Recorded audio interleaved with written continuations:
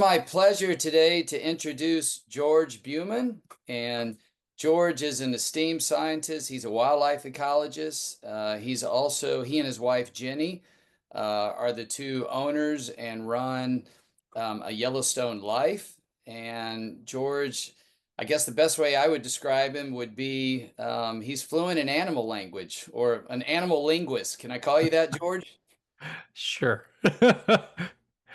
Uh, well, anyway, no, you do have an incredible background and great personal story. And I know I left a lot out, but can you just tell me a little more about your background, yourself, and kind of how you got to be where you are today as a esteemed author? I know your book just came out recently, Eavesdropping on Animals, which I really enjoyed. That's a fabulous read. We'll talk more about that later on.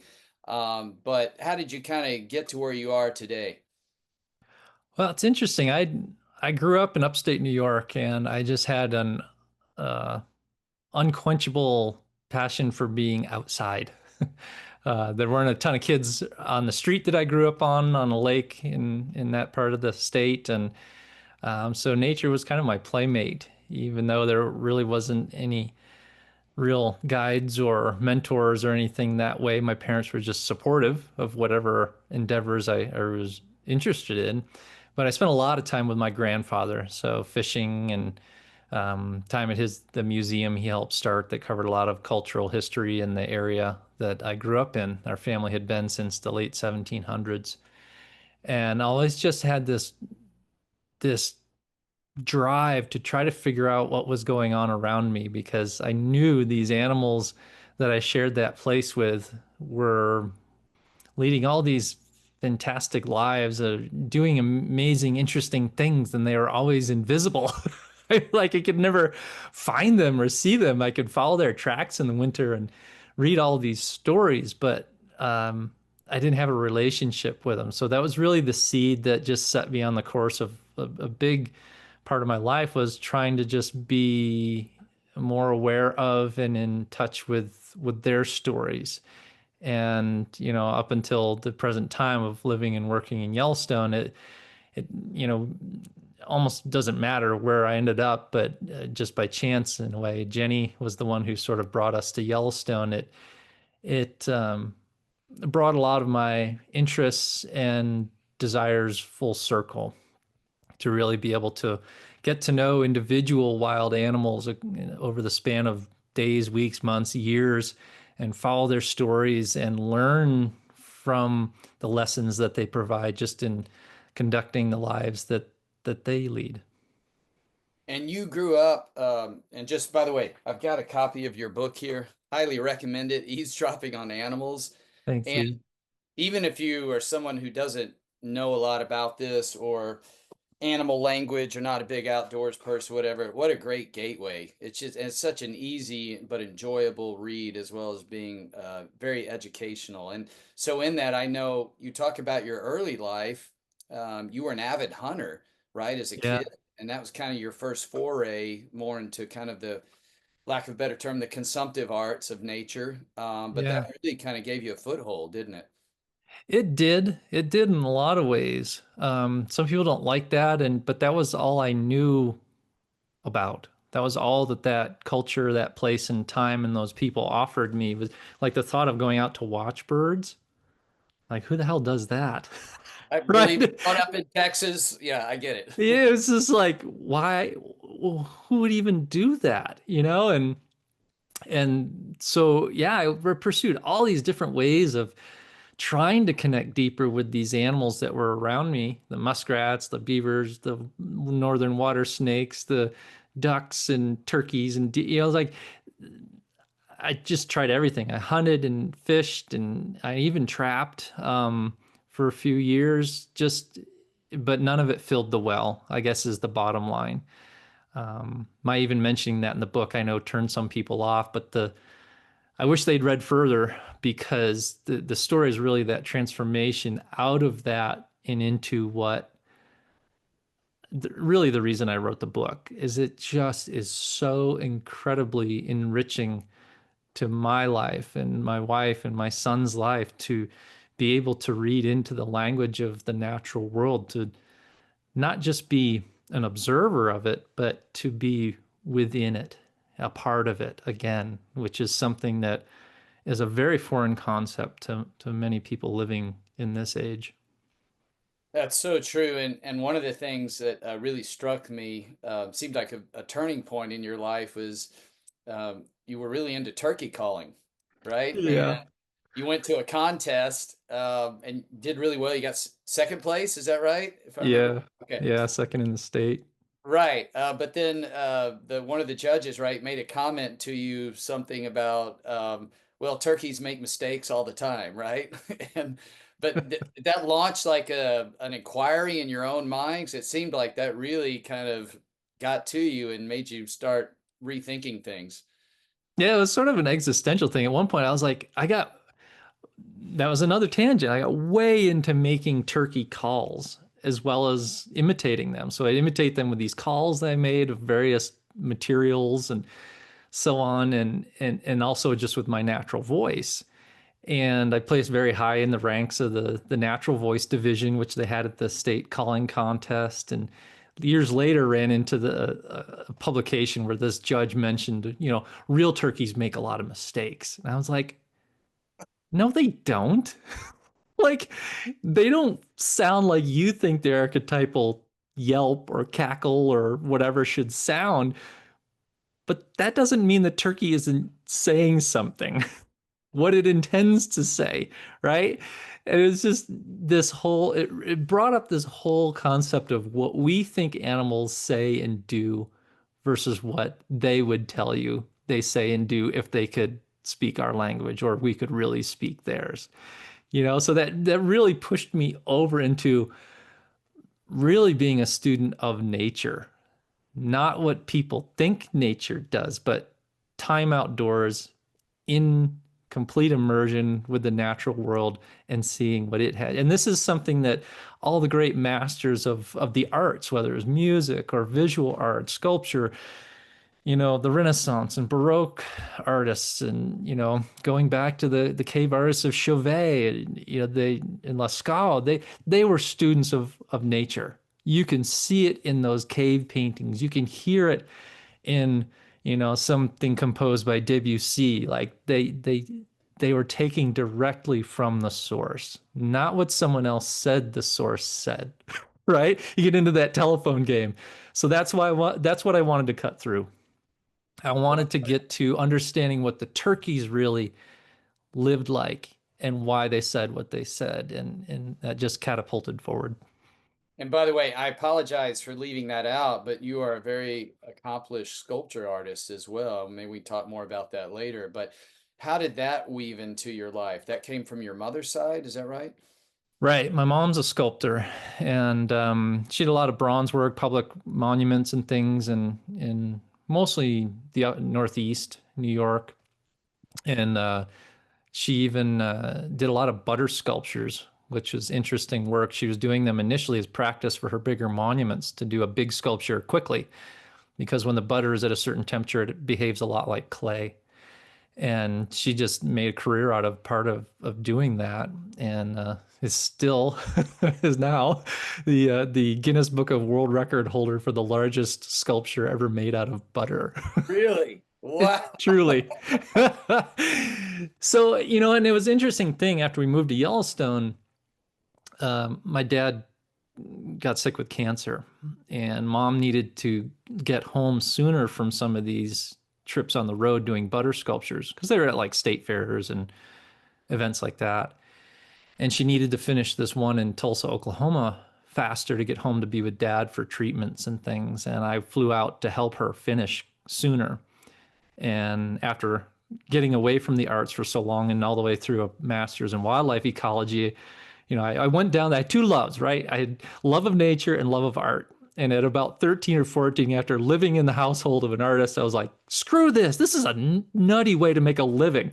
I took off into the biology world, which is another incredibly high dollar, prestigious Another nutty field. way to make a living, right? Yeah. Totally. And but I came home from helping her out on that trip, and I was like, said to Jenny, I was like, I I think I got to try this again, do it my way. And this is where so many of these things, my two worlds really remerged. They came back together in this way of experiencing nature, but the art was a way of drilling down on the aspects that really touched me, why they touched me, what touched me, how did it do that? And along the way, also being able to use that as a means to share that with other people.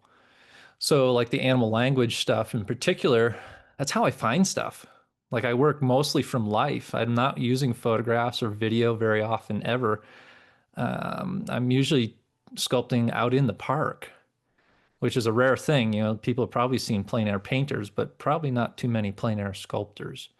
And to me, that working again directly from the source to see what the animals have to teach us, that's where it's at for me. That's where the real joy is.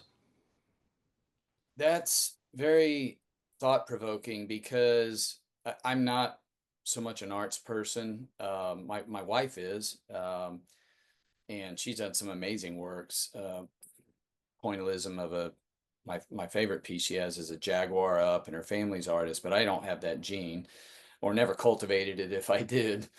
But I have a friend of mine who is a very good tracker as well, and he's always telling me, you have to draw the track to really get to know the animal, you know.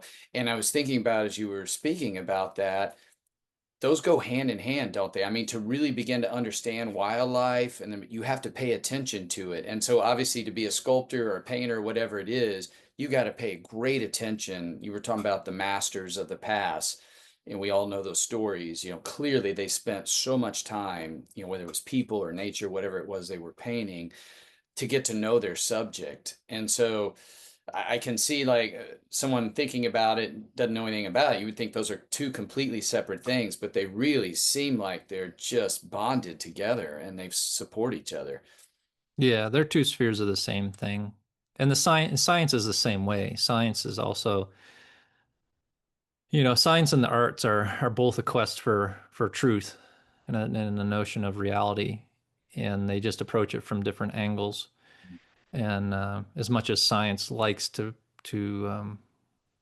think of itself, or practitioners of science, that we're objective and we're outside observers looking in, it's just rife with our own biases and distortions and things. So we're just doing the best we can with what we have. And the arts, and I think we too narrowly define art. Everyone has art within them. Some it's in coding, some it's in how to relate to young people, some it's how to tell a story, some their art is in their knitting projects. It's those things that keep you up late at night for the good reasons. You can't stop, right? That's where your art lives, is what I tell people, because that means you've hit upon the thing that allows you to contribute something that no one else can, or in a I way that no one else can. I love that you can't stop. And Yeah. you Are you coming mentioned, to bed yet? No, I'll yeah. be just ten more minutes, right? Oh yeah, my wife gives me a hard time about that. That's for sure. One of my favorite lines. You mentioned actually storytellers. So a mutual friend of both of ours, John Young, of course, master storyteller, and just chatting with him the other day. Um, Tell me about some of the mentors that you had, and like John Young or other. And again, as you were, finding your path, going along this way, who helped steered you, and you learned from, and still even today that you draw from. That's a good question, because folks like John, and there's others who have come from a very strong tradition of mentors and teachers. And I would say I didn't have any one or even a small group of teachers or mentors. I kind of just picked and grabbed and introduced myself, or stepped into spaces, or had my parents help connect me with people that were doing stuff that I was curious about or wanted to do. I spent a lot of time with my grandfather. He was a master storyteller. He would never say as much, but he was an absolute master storyteller. And at the age of about 12, I helped him start leading tours at the museum. that he helped start with friends on history in our area, and started giving tours, doing docent work, and helping curate that museum. And that really brought me into his world, but also our shared world of where we lived. But people he knew, knew one guy who was a champion, or a very top level duck caller. So I spent time with him learning to call ducks. My mom and dad hooked me up with another guy who hunted ducks and geese. He taught me to call geese. A relative was into calling coyotes and foxes. There's another guy who I just cold called him. He was the reigning wild turkey calling champion for the state of New York. I just called him up back when the phones were still on the wall, and I just pieced it together. And I also loved archaeology, so I was just pulling from all these sources. I worked at a living history museum for a while and still in contact with a lot of these people. I had professors who were instrumental in some of my learning, but it's still, Lee, all boiled back down to nature. Nature was always far and away of my better teacher than any human being. The humans helped put some guardrails on or pointed at certain things to pay attention to, but I basically just followed my curiosity. And if you do that, you were talking about just that thing that keeps you up at night, your own spark, your own personal drive and initiative. If you follow your own compass that way, you're inevitably going to go into territory that no one else has before, or no one else that you've known has. And that's how I've discovered totally new, quote unquote, new things. I'm sure, the indigenous people of my area some time ago, when they were truly living on the land, knew these things, but things that I've never heard any researcher talk about. None of my friends, none of my expert birder acquaintances know these things. None of the researchers of cougars or mountain lion or coyotes know some of these things. Can you share a few of those Yeah, specific? absolutely. For example, when we moved to Yellowstone, we were isolated out in the northern range of Lamar Valley. It's this beautiful, sprawling glacial valley that's been referred to as the wildlife, center of Yellowstone, the Serengeti of North America. And for years, these huge herds of elk, and more so bison than elk now, just are out there, and it looks like a scene that could be from 300, 500, 800 years ago. Beautiful natural setting with the wolves interacting with the grizzly bears and the bison and the elk and the bighorn sheep and badgers and coyotes. And we didn't have any neighbors other than them. And so I just finished my graduate work on birds, predation on birds at Virginia Tech. And I was kind of burnt out, honestly, on academia. Like you have to focus so narrowly in that setting that you also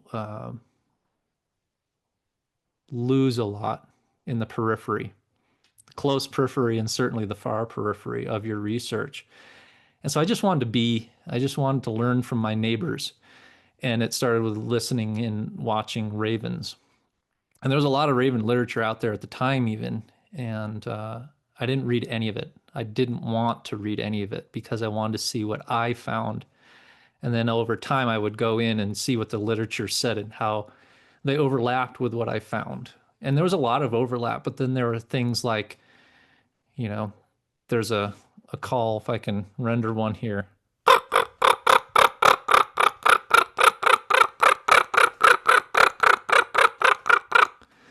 I heard that one day after getting to know the typical call, which is a three note, caw, caw, caw.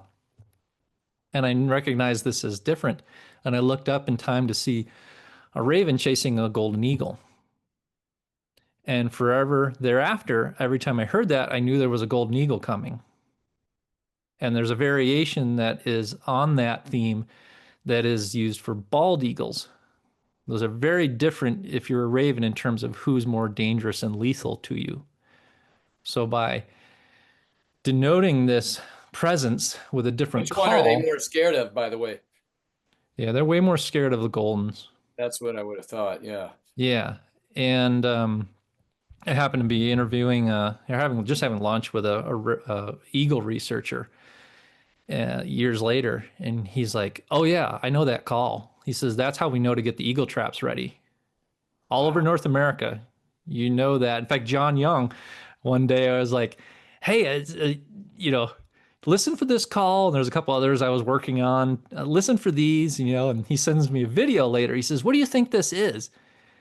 And it's two specks in the screen, right? And I hear that call, call, call, call, call, call, call, call. I was like, well, if it's like around here, that raven's chasing a golden eagle.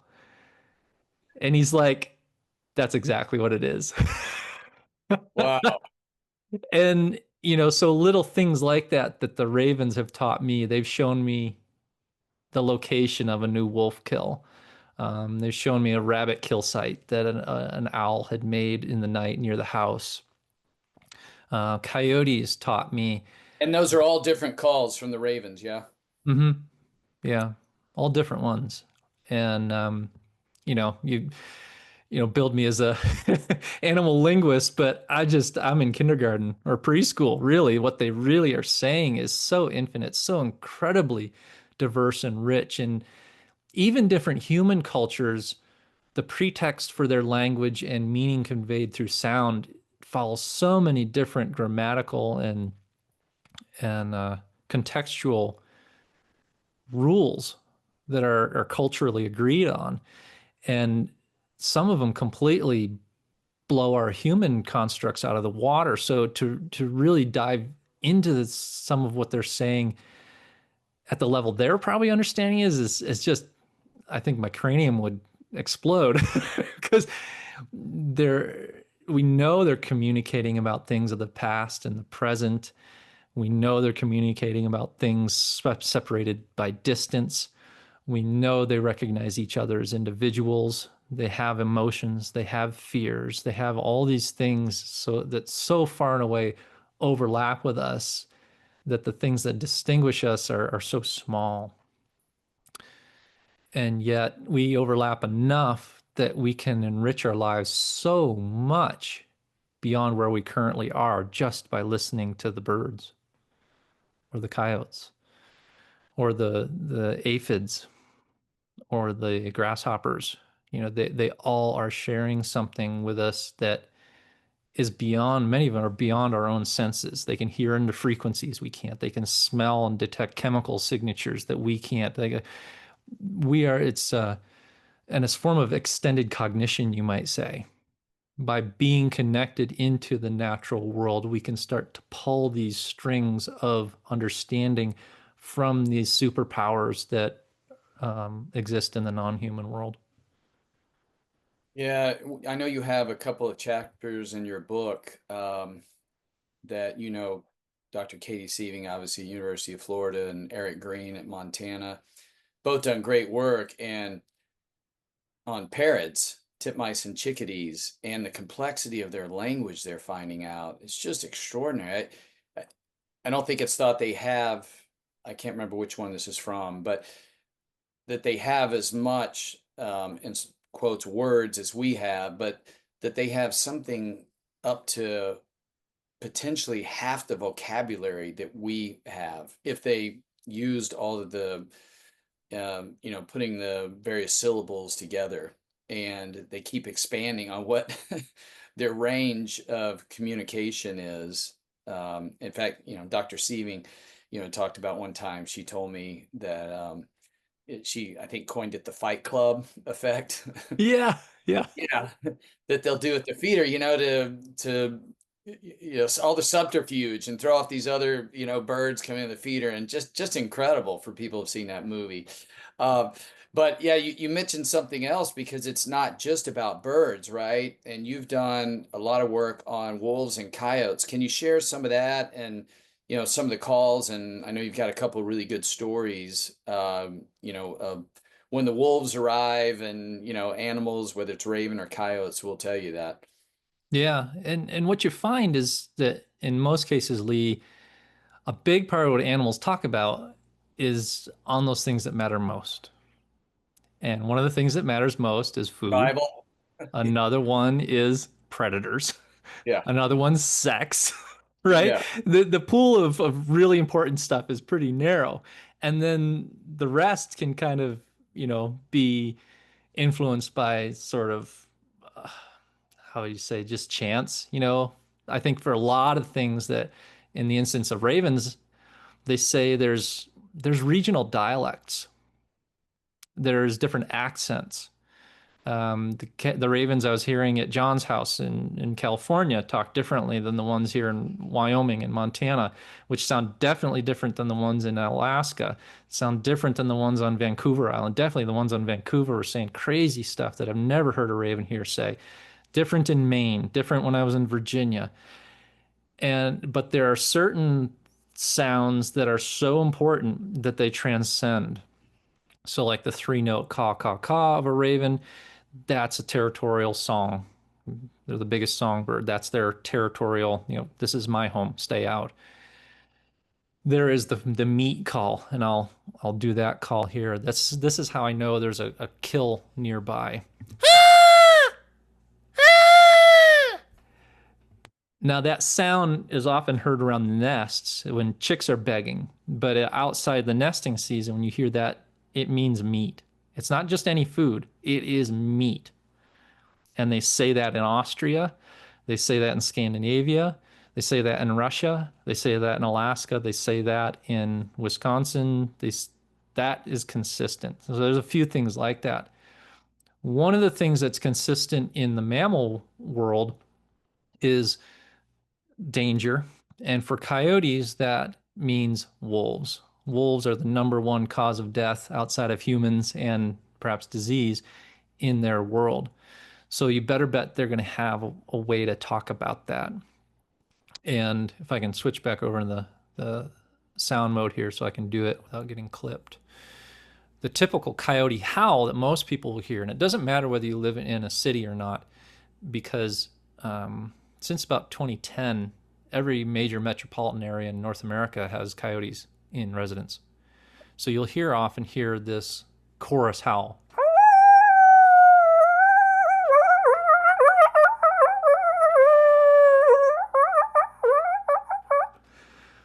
That's what you most commonly hear, right? And that's the gateway to me has always been in understanding these non-human languages, if we want to call them that, is starting with what they say the most, what you most commonly hear them saying, and that is it. That's what you most often hear out of coyotes. And they're not doing that when they're hunting.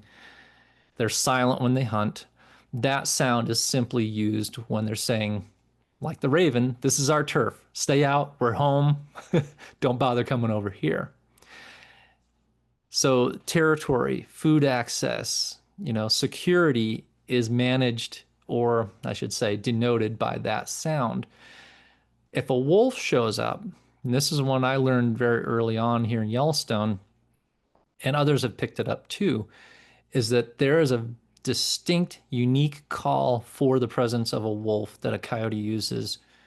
And I can know walking the dog here at the house that we're one parcel away from the park border, but I can know that there's a wolf 2.5 miles away across the Yellowstone Valley just by this call. And this call sounds like this. So listen for the difference.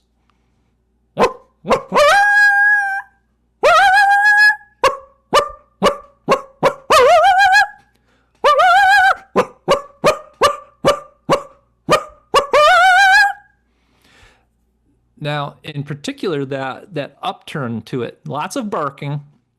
They'll bark at a bear, they'll bark at a cougar. But that upturn to me is the denoting of a wolf. And it's not an if anymore. It's there's a wolf around. It's only a where is the wolf. They have seen it. They don't do that when they hear a wolf. They don't do that when they smell a wolf. They do it when they see one. And other creatures are like this. You all have them, all the listeners here have creatures who are doing the exact same things in your area, talking about the things that are important to them. So find that animal and look in the direction it's looking. And for our neck of the woods, It's a circumference of about 300 yards that coyote's active in and looking across. So when you hear that, if you can find that coyote through binoculars or a spotting scope, start scanning in the area it's looking within about 200 to 300 yards, and you'll see the wolf. It's just that simple. I've had times where I was guiding people and I was like, guys, there's a wolf over there. I know you want to see this wolf, but let's go have lunch. It's not visible right now. Let's come back after lunch. You come back after lunch and oh, there it is right there. It must have changed positions where it was bedding and now it's in full view. But we knew it was there through this extended cognition brought to us through that call of the coyote. Wow, that's amazing. When you were actually doing the call, and I learned this from John Young, and I imagine probably in your science background, you were probably warned off from doing this, but anthropomorphizing. But I could hear like the fear in the call. I mean, Yeah. it just resonated something within me that, it's like, oh, be on high alert here. There's danger. And, from bird sounds and calls, and, I'm teaching students, I think it's the same thing. Now, not saying you can know exactly, although in that case, you do, but it does seem like across species, there are certain sounds and behaviors, body posture, what have you, that we can identify with as humans. Of course, we're animals. But that just really resonated when you did that. And so I'm curious, do you use that as well, like your own internal, how you're moved when you hear something that's reliable, or the scientist in you says, no, no, got to take it to the lab, just disregard that? I've learned to listen to it. That's a really good point, Lee. And I think that is one of the overlap areas that we share with so many other species is that there is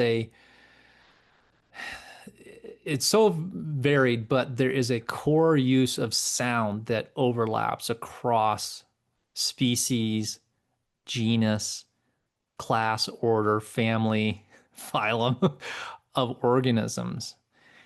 And you don't need to know every bird in your area. You don't need to know all the mammals or every frog and their calls. You just need to listen. And I mean both listen outwardly and listen inwardly. When you listen inwardly, you are harnessing those ancient pathways within yourself to decode things that are wrapped up in tone, pitch, repetition. To those things are ratcheting up the anxiety level. You know, watch a horror flick without the sound on.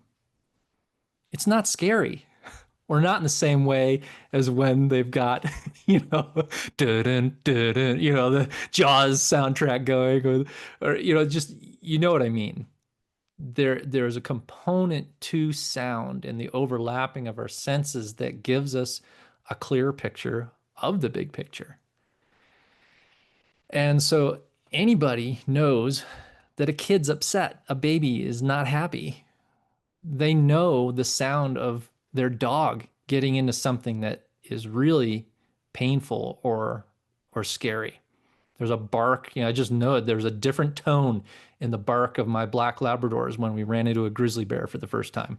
I knew something was up. I didn't know what it was. I learned that a few seconds later, right? But we pick those out inherently just by being human. And one of the biggest ones, and John talks about this a lot too, it's a great idea, is the most common alarm: silence. Where do you want to go? You want to go in that side of the jungle where all the birds are singing and life sounds rich and full and happy, and or do you want to go down that little trail into that narrow valley that is deathly quiet? There isn't even a cricket sing. It's like, where would you go? We don't consciously think about this stuff, but of course, you're going over where the birds are, right? You hear the water flowing, and life is good. It taps into Craig Foster, another mutual friend of John and I's, talks about this wild human within all of us that takes in all this sensory input to know that we are taken care of, that we're safe, that our needs are met. The richness and the biodiversity that reaches our ears and our eyes and our noses through all these different ways tells us that we can make it here. We're okay. We don't have to be looking over our shoulder every single second. That food might just be right around the corner or up in that shrub or tree. That comes through to us in just intuitively interpreting different sounds and smells and sights exactly the way you're saying. You just made me think of something else as well. And I love this about your book. You talk about you don't have to have super hearing or supervision. And I know you, I think if I remember correctly, from all the hunting you did as a kid, that you lost part of your hearing, in, at least in one ear, but that actually, even with all the remaining senses, you can really hone in on those. And actually, there's still a wealth of information, even for people who are so-called disabled, or lacking in a particular sense of some dysfunction, injury, what have you. And I love that. And I was just thinking, I live, unfortunately, I'm not right on the edge of Yellowstone. I'm on the edge of a city, but I've got some farm fields behind me, but there's still a lot of noise, a lot of ambient noise and, just typical stuff, traffic, what have you. And I can still hear the birds, but what I've started doing a couple of years ago is just really paying attention. John talks about this to also body positioning. And I got to the point, is my little thing where literally I can detect an alarm oftentimes, and I can't put my finger on it exactly, but just the way the doves are leaving, just the way that they're flying. I don't know if it's trajectory. It just looks like, hey, they're hauling ass right now. It's Yeah. just a little different flight pattern, and there's some other species, similar things. And not saying it's always the case, but pretty often, well, it is almost always the case. I may not see the cause of it, but it's like there's an alarm in there. There's, an accipiter in the area. And so even if you are, have an issue with sound or can't hear in an area that's just not really viable, there's still so much else you can tune into. Now, I don't have a good sense of smell, but my wife does, right? And so any of the senses can really help you tune into this, right? And connect with nature. Yeah, I think that's the one big fallacy of when I give programs and start talking about listening to animal sounds or I got a tin ear or you know my eyes aren't as good as they used to be. You hear that kind of thing a lot, and I think we sell ourselves short for that reason. I can't hear over 8,500 hertz. A young person quiet in the morning can hear over 20,000 hertz.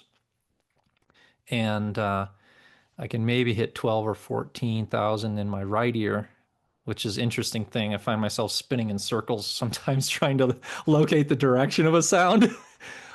But I think we so often as a culture overlook our contributions by what others sort of impose upon us by these perceived limitations, when in fact, these limitations are gifts in disguise.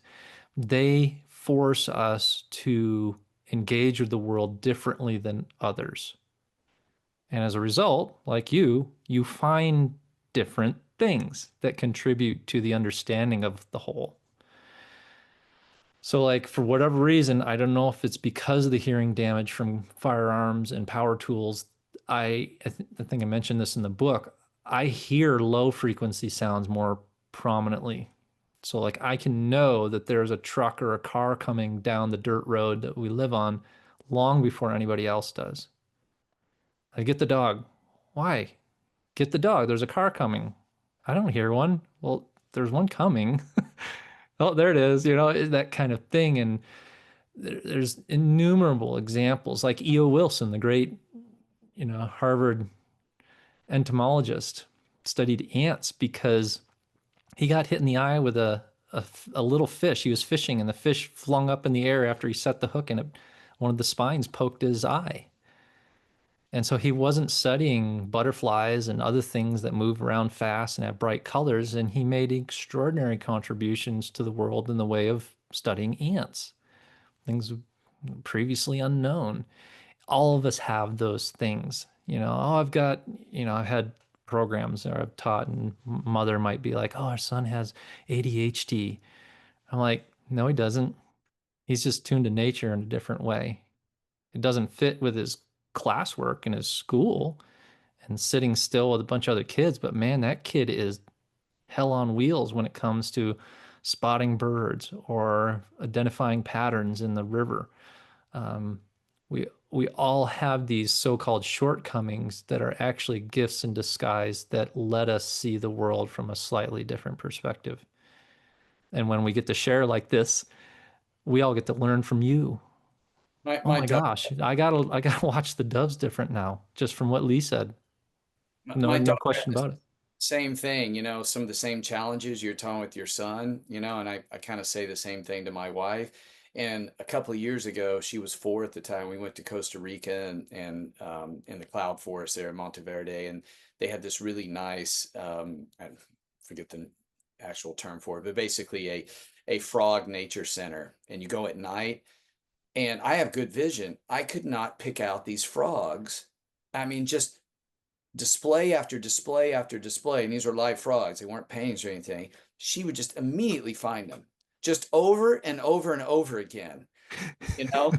And so it's like, wow, it's like that's a real skill. I mean, there may be some other issues, whatever, but we need to acknowledge those as a society. I'm really glad that you brought that out because everyone has some sort of gift like that.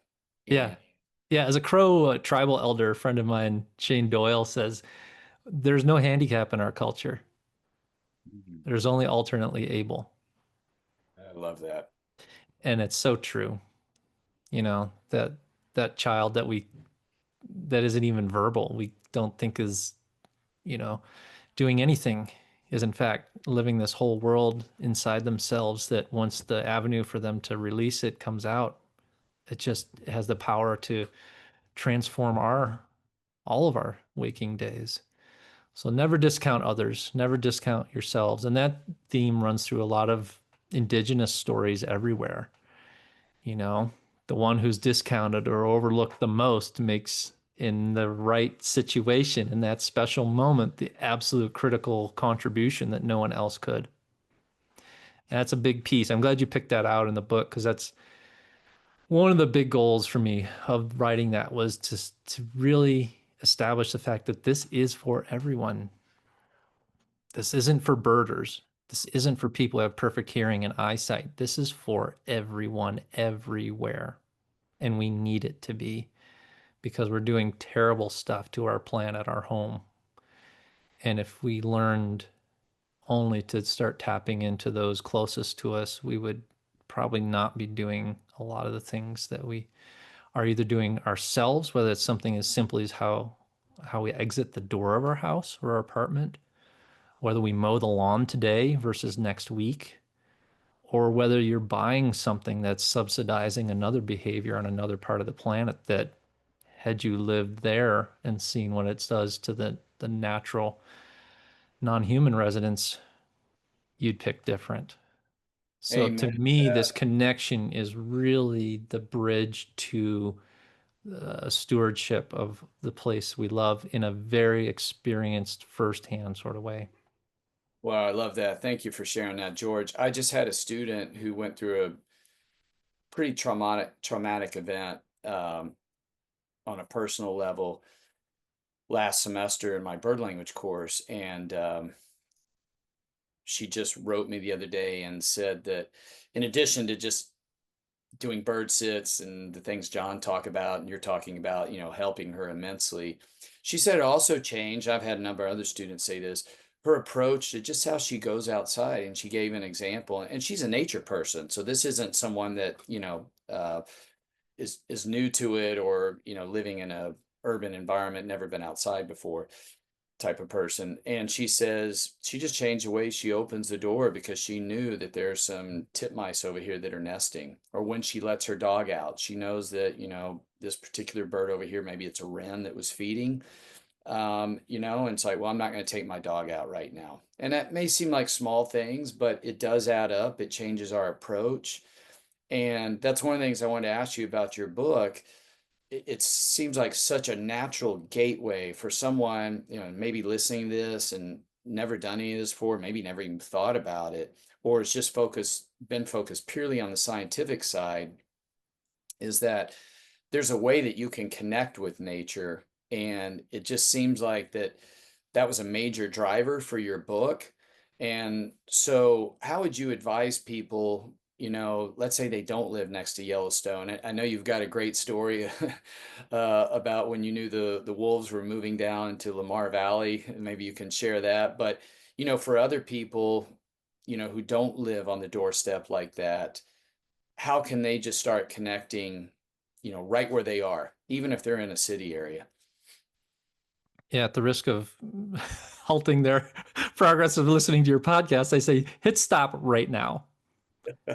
Pause this right now and take literally 5 minutes tops and step outside and just listen. Listen through the traffic noise, listen through the chatter of the people next door, the dogs. Like there is something there. There's something that you've missed. In reality, there's a lot that you've missed. And the human sound is part of it too. Don't discount it. In fact, lean into it. How many different truck sounds do I hear right now? How many different airplanes? How many just is a number are flying over? You know, use those senses, use what you've been given at the most elemental level. That's where it all begins. You don't need a Yellowstone. In fact, it's better that you don't have a Yellowstone. And I truly mean that. I love this place, but the people that come here by the millions, they're not getting Yellowstone. They're getting the most surface veneer postcard images, snap the photo and move on. They're missing all this other experience out there to be had. The same exact experience that's being had in your area, just slightly different species, slightly different behaviors, but the same patterns. And if you do travel or if you do move, like you'll be so far and away ahead of even the local experts, quote unquote, because you have learned if you just start taking a couple minutes as you walk to the car before you go to work, be conscious during that walk. Listen or look. How many birds do you see? How many birds of that kind? Don't even name them. How many in the group? Okay, how did they fly off? Did they burst straight into the air or did they take off at an angle? Like all of these, just start noticing. That is to me the biggest gateway into these things is just start noticing throughout the daily routines you're already doing. Can you open a window next to your computer desk? Okay. And as you're doing email or doing whatever you do, just listen more carefully to what's happening outside. Is this normal? Is this the same as yesterday? Okay, it is. Okay, well, let's listen again. Oh, the third day, something else is going on. Or actually, nothing is going on. Nothing is something. Why is that? Oh, the neighbor's cat's coming through that part of the street, coming up the alley. You know, I got to the point where I was listening to song sparrows, which is all over North America, enough to know that when they cut their song short, there was something going on. I could know that the neighbor's barn cat was out or that my dog had walked over there. And I could go peek and like, oh yeah, okay. And so it's a liberating feeling to feel like you are plugged into more than you can directly draw in with your own senses. Your senses are the gateway, but they're harnessing the senses of everything else to feed in even more about that picture. And so just being aware, just being conscious. And when you do travel, like I said, you do move, you're going to be head and shoulders above everybody else. If you help out with a citizen science research project, gosh, unbelievable. I've been shocked sometimes, like how little tracking certain field technicians know or have been taught. Almost none. I'm like, do you see where that lion killed the elk over there and drug it over there? And the two kittens kind of came down from behind that boulder. They did? Yeah, the tracks are right there, you know? And that's the thing to learn and expect, really, is no matter where we go, there are tracks everywhere. They might be in sand, they might be in snow, they could be in sound, they could be in smell, they could be in slime. You know, Craig Foster was tracking with a friend in downtown London, and they're following the paths of slugs on the pavement, and the evidence of these other actually insects doing things over here, and it's just there's life in the cracks and crevices everywhere, and sometimes even big stuff that you've totally missed that until you start tracking, you don't even realize it. I did a podcast with Steve Ranella, and he was talking about that when he came down here, and he took his kids to Riverwalk in San Antonio, which is this concrete jungle. But his kids were sitting there, and he goes, "You can always tell the true outdoorsman, outdoorswoman, because they're walking by, and it was during the spring. It's like, look, there's a spawning bed right there of a bass, right in the middle of all this, just Yeah. chaos, right?" Yeah. I was Yeah. like, how wonderful. And I have a good friend of mine here, a master birder.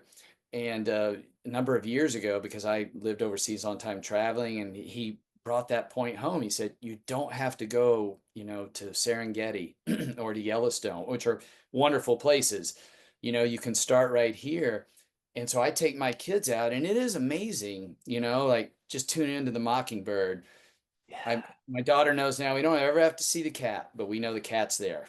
Just Yeah. from, it's like over and over, right? Yeah. Or this morning, I came out, kind of preparing, just talking to you, just got my tea sitting on our porch, and all of a sudden, I saw we have for the first time ever some Mississippi kites who are nesting here because they usually just migrate. And Oh, so, wow. yeah, they've been wreaking havoc on the local population of songbirds and other animals anyway.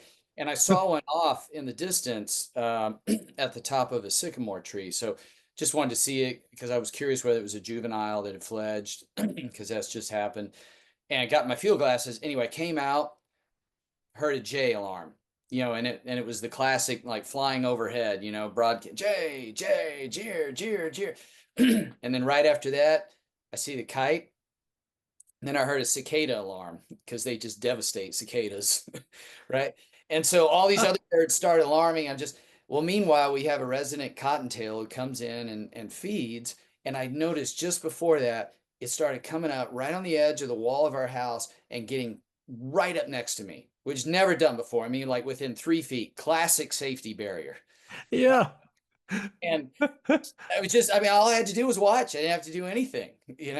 And so, and then a few minutes later, there was more commotion and then probably some wake hunting. I couldn't tell if it was another accipiter. It might have been a Cooper's hawk. I think it was actually probably one of the other Mississippi kites flew in, and that caused another alarm. The doves took off and the grackles, and here's this squirrel up on the fence just frozen. I mean, it was just incredible, right? And so, to Yeah. your point, what a great learning mechanism if you are going to one of these other places. You can't have a better training ground than your own home. Yes, exactly. Exactly. And you have to then ask yourself after you even see just a sliver of like what you saw that morning, like, how many times have How I much missed else is going? this? What else is going on the whole day? What else have I missed? What else have I been missing for the last 20 or 30 or 40, 50, 70 years of my life? This has been going on everywhere all the time, and I'm just now finding it. Hallelujah, I have, but oh my gosh, what would I have seen if I just knew to follow up on that? And another piece of this that is so crucial to me is that conservation is not going to find success in Yellowstones, in Yosemites, in the Everglades. It's really going to take root in that space you exist in right now. It's a change of mindset. It's a change of approach. It's an allowance and an acceptance and a desire to see other living beings prosper. And the only way you can get there is to do exactly what you're just talking about, Lee, to see what in life these others are sensitive to. And then you can't help but want to not scare them, not deprive them of food, not insert a threat that they hadn't had to navigate before, like letting your cat outdoors or letting your dog off leash. You know, there are times and places for that. That's fine and great, sure. But you have to understand the consequences of your actions. And what that then does is it just brings you into the fold. It brings you back into the fold that every one of our ancestors knew. If they didn't know it, you wouldn't be here, right? Mm, Your bloodline would not have survived if they did not pay attention to those minutia everywhere they went. They would have gotten eaten, they would have fallen, they would have gotten drowned, they would have gotten starved out. You know, how do you know where there's fresh water? You listen to the common yellowthroat. You follow the sound of the American dipper. You listen for frogs. It's not that hard, but it is so out of the general mindset of modern humans that it seems like magic. It truly seems like does. magic, but it's just better observation. That that's amazing, the description of that, because it does seem like magic. And John talks about that. I've never met anyone so far. um, I'll share some of these stories with students, and I've never met someone, even if they have nothing to do with this, when you talk about this, you show them some who it doesn't resonate with, because you just said it perfectly. uh, I phrase it slightly differently, but it's all in our DNA. It doesn't matter your ancestry, the color, where you come from, it's in Yeah. everyone. And I used to office and right in the middle of downtown in the city, and I would see these Cooper hawks and sharpshin hawks and occasionally peregrine falcon alarms. You see the pigeons flying around. They love to circle. You can Yep. just the whole thing. And one Yep. day I was up there, and there was a woman who had taken a course in basket weaving from a friend of mine who was one of John Young's students. Has an amazing wilderness school here, and so I knew she'd kind of be interested in this. And I came over, I said, look at this dove. It's a white-winged dove, I think. Or no, actually, I think it was a rock pigeon. It was sitting right in the window sill, like, 20 stories up, and just frozen. And I said, this thing is terrified because they're never near. They don't sit right next to the window. And I said, this thing is alarming right here. And she goes, really? And just a few seconds later, a kestrel came in and slammed into the window. I wish I'd had my camera going. It was awesome, you know? Well, even hold on, just immediately right now. George, run outside and see what you can see the magpies are yakking at. So I'm indoors and we're talking right now, but my ears are both listening to you, but they're also tuned to the fact that the black-billed magpies who have shown us bobcats, mountain lions, all kinds of stuff right outside our house, they're going nuts right now. It's That, literally everywhere. You don't have to be outside even. yeah, yeah. It's it's amazing. That, can you tell that story real quick while he's looking for that? About the morning your son was doing a music lesson or something, and you opened the door and you Oh, yeah, yeah, well, yeah, it's how I open the book. It's I had this we had to con the teacher into like accepting our 5-year-old for piano lessons because that's a little young, but he wanted to and we wanted him to, and so he tried it. sure, And as often is the case, if you're a parent, you know that like when you're in the classroom, nothing happens. And your little angel's a monster and it just goes downhill real fast. yeah. That's what happened. Well, I know it well. So I was like, I need to get out of the classroom. So in that at that instance, we were up in the park in Mammoth where the class was being held at the old school. They had an old elementary school that wasn't being used anymore. So that's where they had the classroom. And I, I just left the building. But before I even got all the way out the door, I pushed the bar of the door. And the moment it opened, I heard that coyote alarm for wolf.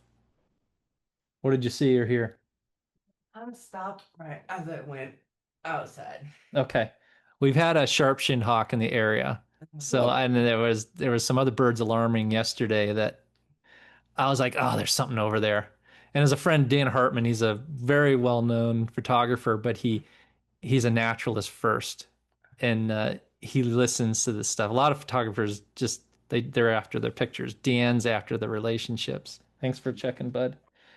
And he says about 1 in 13 times you hear an alarm and follow up, you'll see the source of it, which I think is, from my experience, is a reasonable average.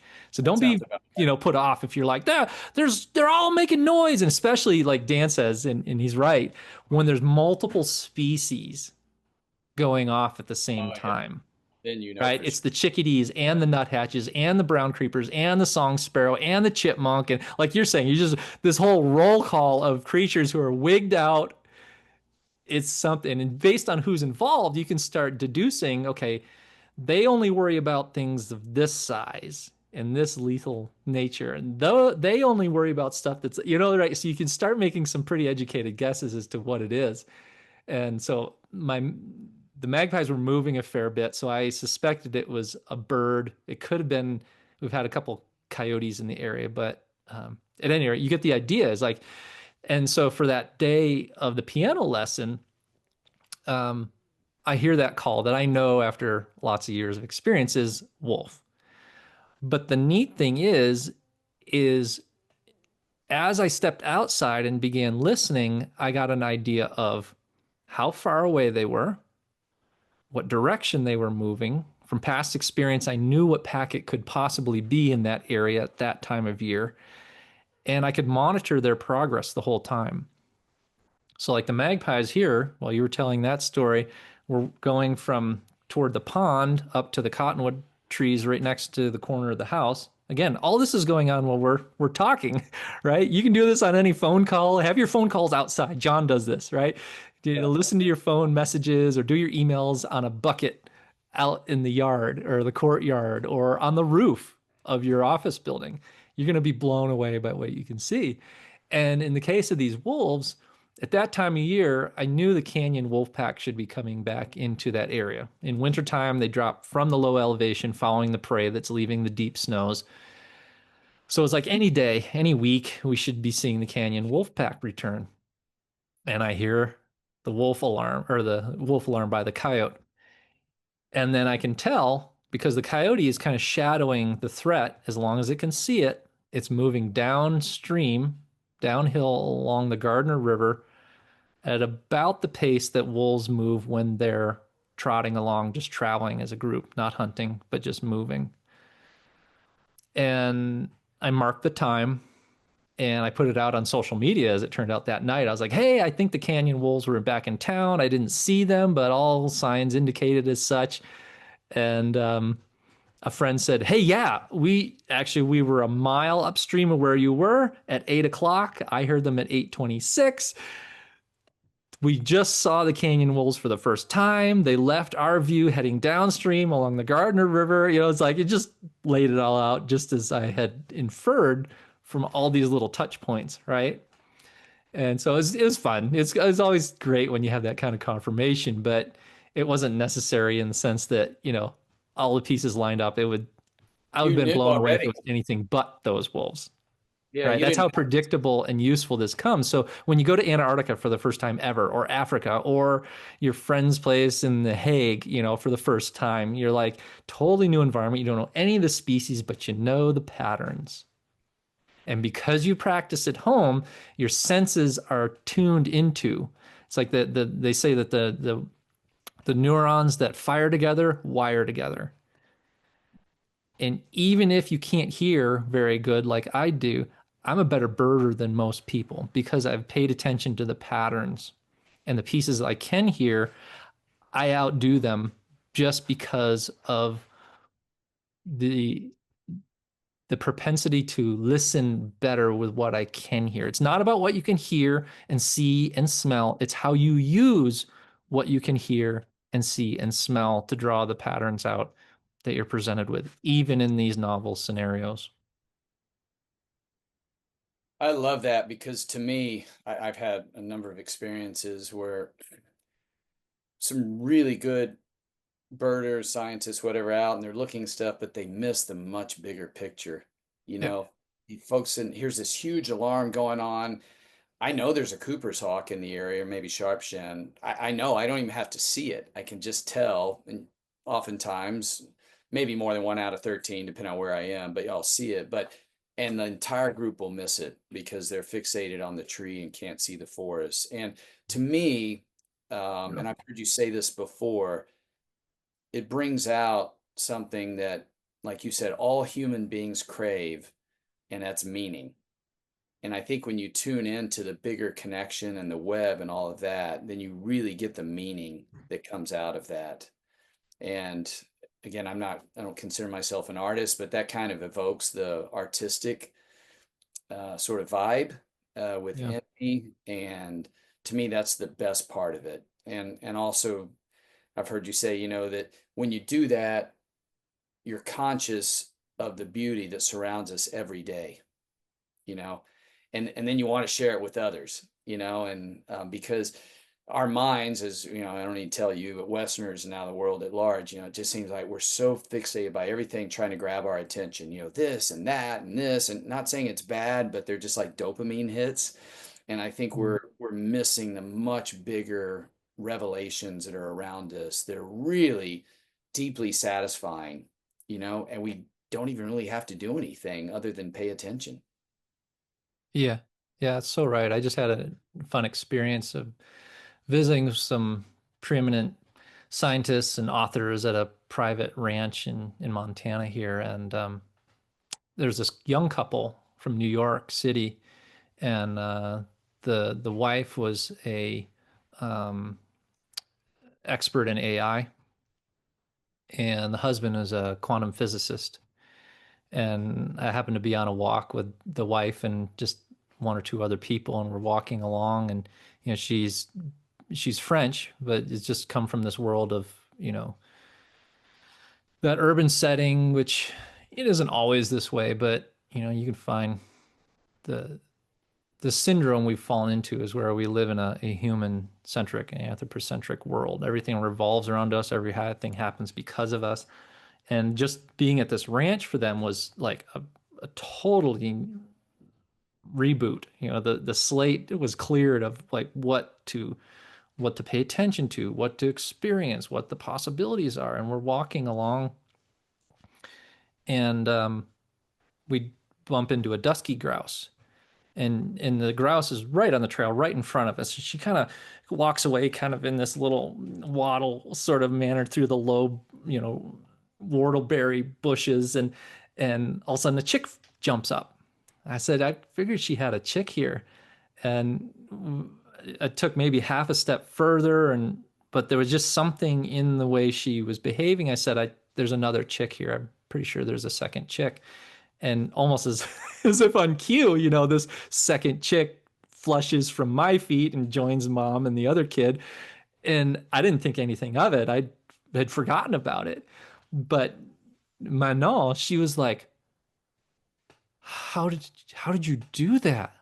Like, how is that even possible? And like she was just really intrigued and inspired to find more in her own world that echoed this, that reflected and em, embraced a sense of independence as well. Like you have this knowledge, this new knowledge that sets you apart and independent. You have choices and opportunities you never thought were possible that the people standing literally right next to you don't. Like you're saying, if we hang around, we're listing here for birds, we're trying to get as many species. If we hang for a sec, I think we're going to see a Cooper's hawk. That again, it goes back to like that sense of magic. How is Lee doing this? This is you. How do you know something's not there when it is invisible? You can't hear it, you can't see it, you can't smell it. Like, how does he know this? It's just these patterns, and the best of the best. They made their living. I gave a talk, and it was a guy was a financial investor, started a big hedge fund, and he came up after the talk. He's like, that's exactly how I found success in the financial sector. as I was seeing the patterns everyone else was missing. Einstein said, "You have trouble with a problem in physics? Get in your canoe with the board across the gunnels and a piece of paper and pencil. If you, as you come up with ideas or inspiration from nature, incorporate those in." And so the very essence of being more aware of your surroundings and tapping into bird language and weather patterns and the effect of the sunlight and the cloud cover and on and on and on, it feeds you a level of inspiration and insight that, again, is fundamental human, but it is fundamental to even surviving, and not just surviving, but prospering in this modern age, to find patterns that others are missing, to see opportunities where none have been perceived before. And the more you exercise that muscle, no matter what field you're in, engineering, music, accounting, pick one. There is not a single one that these principles can't inform and assist with. Well, that just touches on another subject which you mentioned, AI. And a long time ago I worked a little bit in that. Things have changed a lot, but this whole idea of pattern matching, and I think consciousness goes way beyond that, but pattern matching is crucially important, as you just pointed out. And can you talk a little bit about, because I know you've been involved with and are currently involved with a couple of projects where, the science is kind of catching up with indigenous knowledge and what you've learned in your lifetime. But there are some exciting things with all the negatives that come with technology, which we won't get into, but there are some good things that are coming with that. And what's currently being done with AI, like on birds. I know you have a good friend of yours who's been doing some great work on that, and also with coyotes and wolves and some of their sounds. If you can speak to that a little bit and what the future holds. Yeah, yeah, everything has its place. It's like I sort of bill myself as a self-proclaimed Luddite, right? I Likewise. I Yes. I despise Yeah. technology until it proves itself so inextricably useful that I have to Yeah. You can't. partake, Yeah. right? I had a flip phone up until last year, and I was not going to let anyone pry that out of my cold, dead fingers, even, right? Do I have a smartphone now? Yeah. Yeah. Yeah. Had to have Merlin. There, yeah. Had to have Seek, Yeah. Yeah. I don't know what that barnacle is or that Yeah. mollusk or crustacean, like, Yeah. you know, it it has a place. And the way we've harnessed it here in Yellowstone is my friend Jeff Reed, who you can look up his TED Talk. He just gave one here this spring, and it just went live, I think, in the last month or two. Is He took one of my classes, and he's always been a lover of nature. He grew up in Montana and was a PhD in linguistics. And he's actually worked for Microsoft and developing, um, was it Siri, or I don't know, one of these voice recognition programs or ones that'll talk back to you and that kind of thing. Very astute, very sharp individual. But after the class, he's like, how can I use my background to understand animal language? And what we ended up doing was starting out with wolves. And we wanted to know, can we start deciphering meaning in wolf howls? And so I had a high school student who's taken a few programs with me and from Long Island, and he wanted an honors project. So we brought him on to help us train an AI model that Jeff wrote. Jeff Reed is his name, and help us train the model to identify wolf howls from these autonomous recording units that we've had. We've got one in our yard, and there's several in the park. A year's long worth of recording, 24 by 7, 365 days a year for a year or 2 years. Think about going through that data looking for all the howls. You would have to spend a year listening for every howl. And in truth, once the model was built, Jeff did the coding on it. It was finding howls that we were missing. You really listen, you're like, oh gosh, yeah, that is a howl. But it was listening to a year's worth of howling in minutes and pulling out all of those occurrences. And so we could even start asking the simplest of questions. You look in the wolf literature, which is one of the most studied mammals on the planet. When do wolves howl? Dave Meach's Bible on Wolf Ecology, or any other publications, it's dawn and dusk. They're crepuscular. So, that's when they're most active and that's when they're howling most. No, they're not. Because no one had ever stayed up 24/7 for a whole year and listened to every freaking wolf howl and tallied it. The answer is wolves howl all damn night long, all year. They howl predominantly at night. Yeah, you'll hear them howl during the day when people are out and when we're active, but they howl all night long. Something as simple as that revelation has come to us from harnessing the power of these tools. Are we able to then start monitoring where wolves are, where a pack has gone to, what travails they may have gone into to avert poaching? These are some of the tools that this AI is potentially being applied to. Can we identify individual wolf howls? Do they know each other as individuals? And how do we harness that to know, okay, this social dynamic is evolving in a pack. These two packs are colliding at night, and we didn't know this was happening until a wolf is dead in the morning, and we don't know what happened. It isn't radio collared, so we can't even track, you know, its path up to this point. So it's an incredible tool for being able to be there when we can't. But I will bookend this by saying that all of that data is meaningless unless you're out and exposed to the field. Amen. If you don't know the context in which to interpret that information that the AI is feeding you, it's meaningless. Because I even ran into this during my own graduate work. There's a concept that differentiates statistical significance versus biological significance, right? The numbers may say this is different from this, but from the animal's perspective and what it's living and doing every day, does that matter? No, it may not at all. The machines are wonderful at finding patterns, but what you learn from studying human neurobiology and that of other creatures, but especially us, because we think we know ourselves pretty well, is that we are not pulling in all of the information. You're not hearing every word I say. You're not putting equal weight on everything that you are saying, Lee. You're picking and grabbing things that are essential or relevant to you.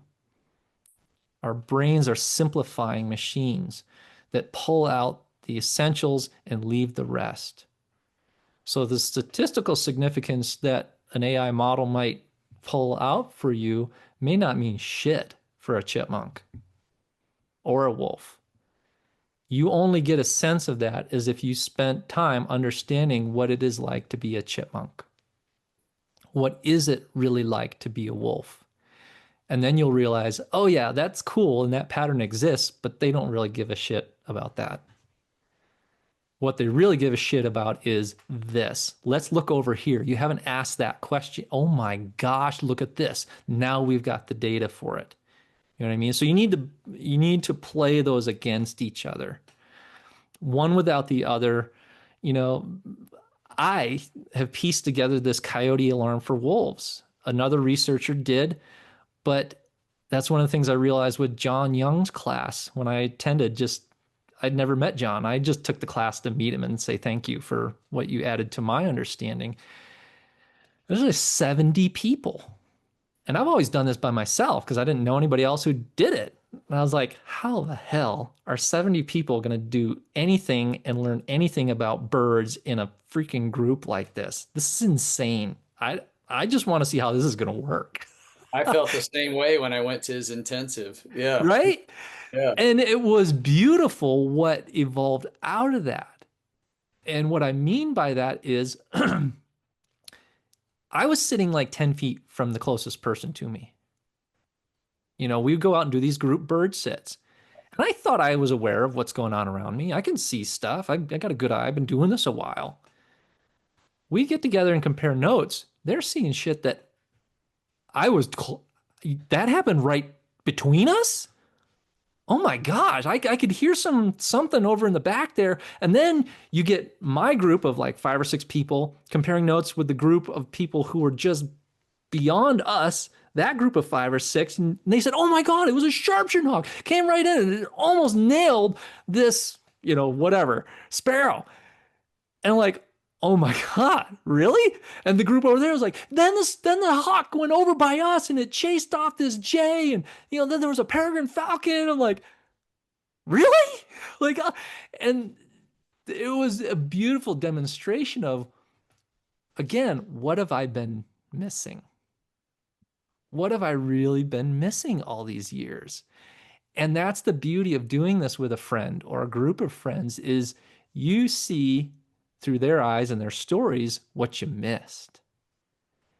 And the concept to me of just like living in a culture, in a group of people, living off the land who are out there not just in an hour at a time, but every hour of the day, every day of the year, for their whole lives, and the generations and generations and generations before them comparing notes, telling each other what happened behind each other's back, and then using it. Like the inheritance that we have lost in so many ways. But in my mind, in some ways, the AI can help us recoup a little bit of that. For that weird guy in the tribe who just stayed up all night for no other reason than just because he couldn't sleep. And he realized all this cool stuff about wolves that nobody knew until we talked to him. But everybody forgot that when his culture was wiped off the face of the earth. And now we've got AI saying, wow, this is brand new and cool. No one's ever seen. No, no, somebody across a couple 100,000 people, across 10,000 years of history, somebody knew that. The Nez Perce say, my Nez Perce friend says, the wolves, they taught us how to be good parents. It's coded into these little stories and these little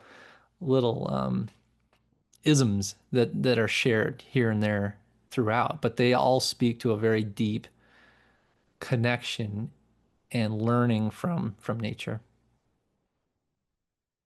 Yes. I've had some experiences like that when I was out with John Young, where I actually saw the final piece of it, this Cooper's hawk flying through the forest because I was way out on the edge. I didn't hear any of the rest of it, but all these other people over here saw all the signs and the alarms beforehand. It was awesome.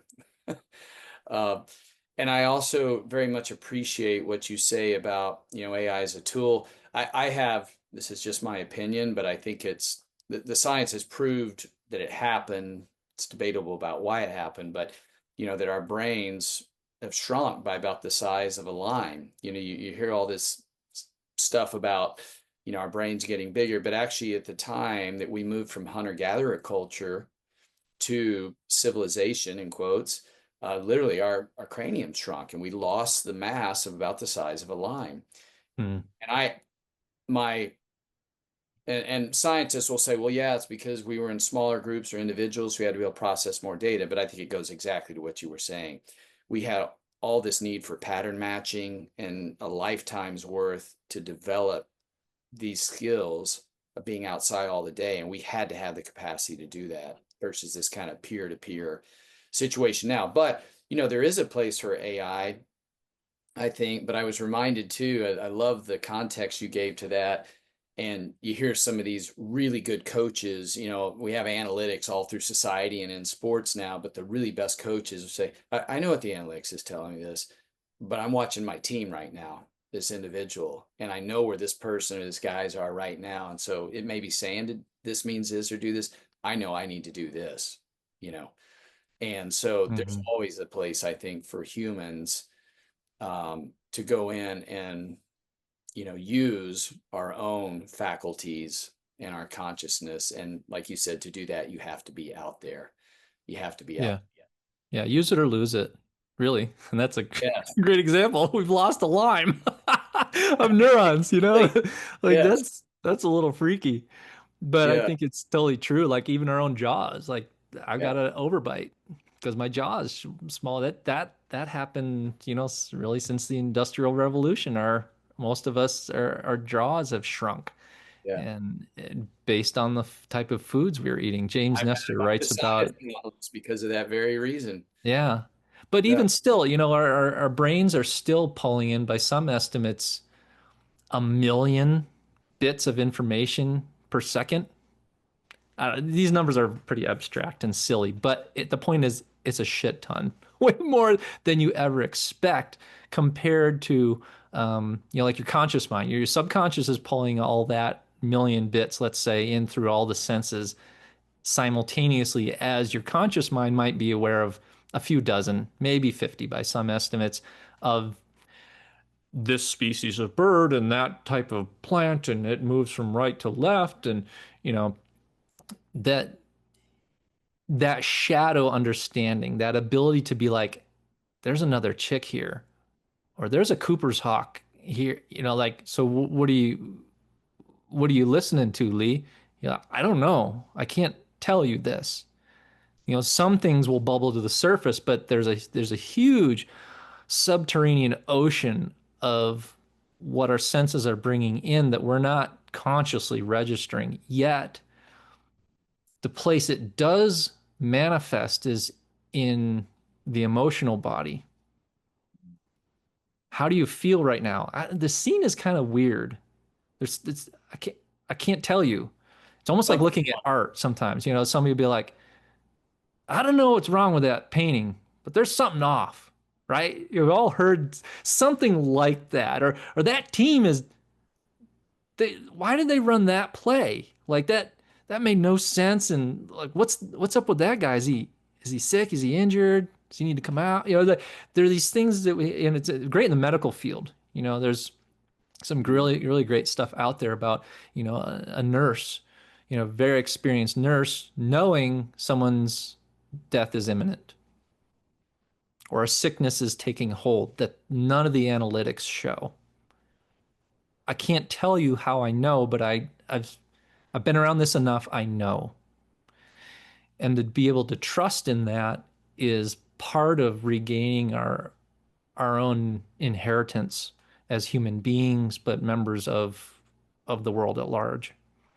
This is how we've operated and how we've survived, is by pulling on not statistically significant stuff all the time.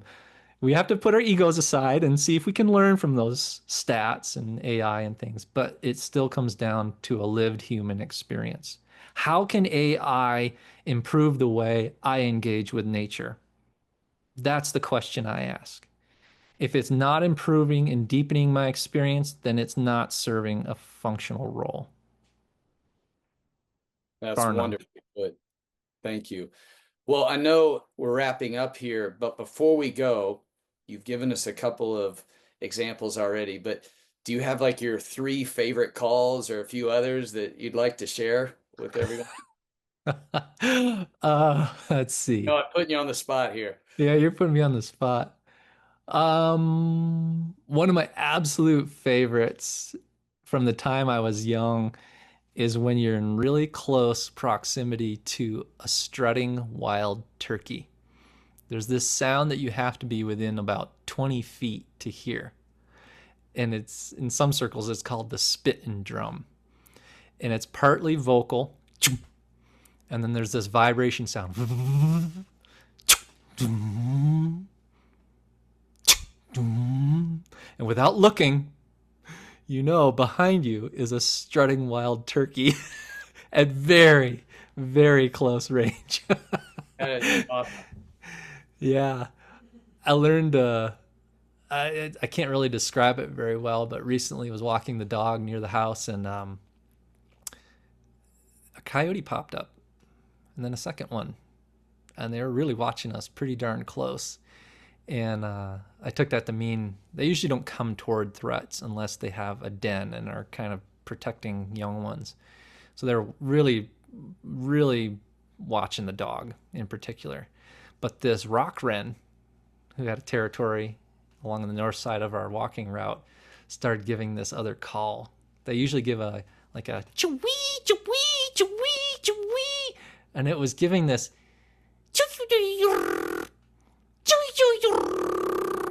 as the coyotes started sneaking down. And I'm like, oh, some of these things takes years to figure out.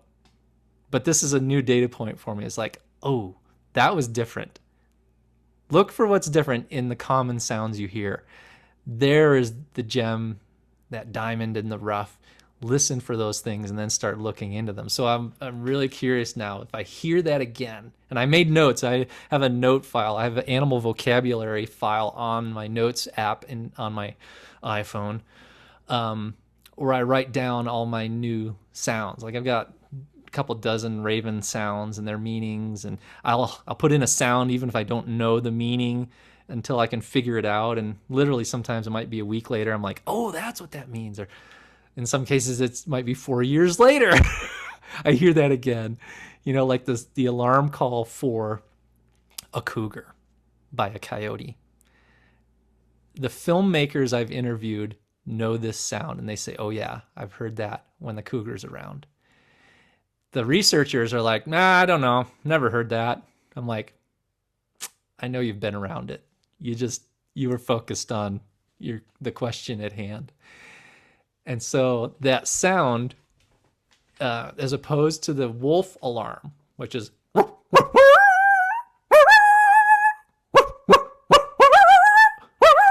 it is and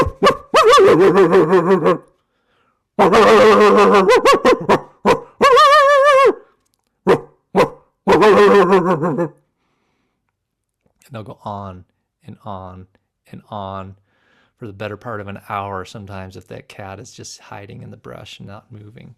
I've proven it several times with snow tracking and other observers in the mix. And that's one I'm hoping AI can help clarify, because I'm just one person with one lifetime. But if we can aggregate some of those, train a model to start listening for those alarm calls and put some more data to it, we might be able to prove what some of those folks from previous generations ago probably had to have known. A cougar will kill, this one female in the park killed a coyote and ate it every 2 weeks at least. Wolves will kill one if they catch one, but they don't eat it. There is a different level of fear around a cougar, and it comes out in that sound. So if you live in cougar and coyote country, listen for that. On my YouTube page, I actually have pulled off the web, which most people have no clue what they've posted, the vocalizations of different scenarios from around North America of coyotes alarming at cougars and other threats. I pulled together the ones I can find. If you find more, let me know, but I'll put them in that playlist. You can go to George Bumann on YouTube, and there's a playlist in there called Coyote Vocalizations or something, and listen to those and see if you can start disentangling to help you find more of what's going on in the field next to you. That's incredible. I think that I had shared with you the Klaus Zuberbuehler clip when he was doing, I mean, imagine if he'd had AI, and that's really getting granular, but he knew distinguishing these monkey alarm calls, between a fish eagle and, in this case, a leopard who followed him for several kilometers when he was all alone in the forest. But I was just going to say that I wish I had your skills in that regard. But even for someone that's new to it, even the most basic comprehension or learning is not only rewarding internally, but really useful as well. I remember a few years ago, I was out hunting with my longbow behind me here, and I heard a kestrel alarming, and just knew it's something. Yeah, Yeah. kept going. I was in a ground blind I had made, really wasn't much, but I just had a little camo on just to break up pattern and all that.